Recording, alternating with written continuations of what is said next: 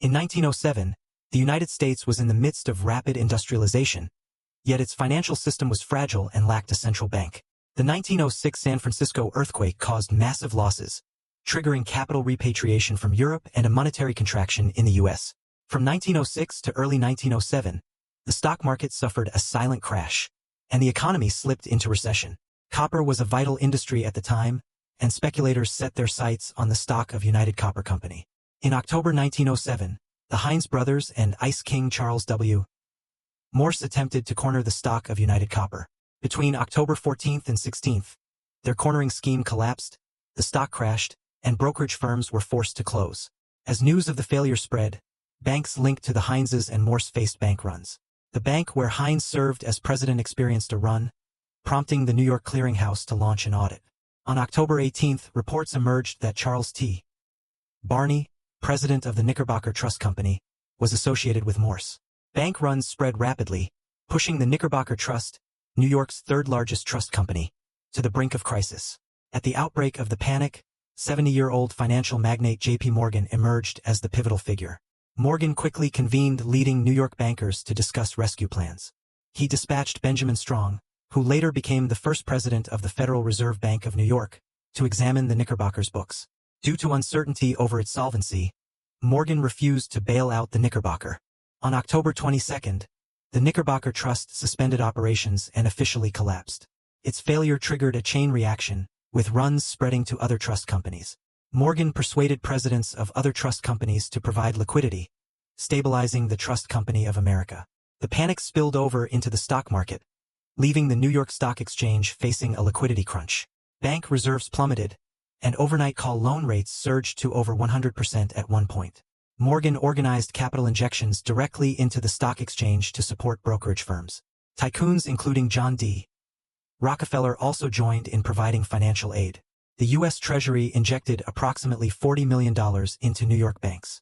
The panic spread from New York nationwide, sparking runs on regional banks. In early November, brokerage firm Moore & Schley faced collapse after using TCNI stock as collateral. A steep plunge in TCNI stock threatened to spark a new round of crisis. Morgan pushed for U.S. Steel to urgently acquire TCNI, resolving the collateral crisis. Though President Theodore Roosevelt pursued antitrust policies, he approved the acquisition to stabilize the markets. The completion of the acquisition prevented a wider stock market crash.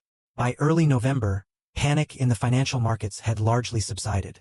Morgan's private intervention temporarily saved the financial system, but he was not a permanent solution. Bank runs gradually subsided, yet the economic recession persisted until 1908. The crisis caused the stock market to drop nearly 50% from its peak, with numerous institutions failing. The crisis exposed deep vulnerabilities in the U.S. banking system. Without a central bank, it could not effectively inject liquidity. In 1908, Senator Nelson Aldrich established the National Monetary Commission to investigate the causes of the crisis. The commission studied European central banking models to inform financial reform. The crisis directly led to the passage of the Federal Reserve Act in 1913, establishing the Federal Reserve System. The founding of the Federal Reserve marked the beginning of America's modern financial system. The Panic of 1907 was the last major financial crisis resolved without central bank intervention. It highlighted the limits of private power and the necessity of government regulation. Speculative failure was the immediate trigger, but the root cause lay in systemic flaws. The collapse of trust is a defining feature of financial crises.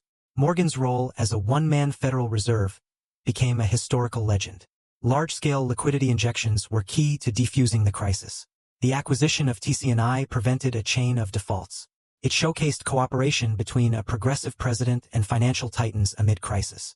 The crisis deepened the 1907 to 1908 economic contraction and drove up unemployment.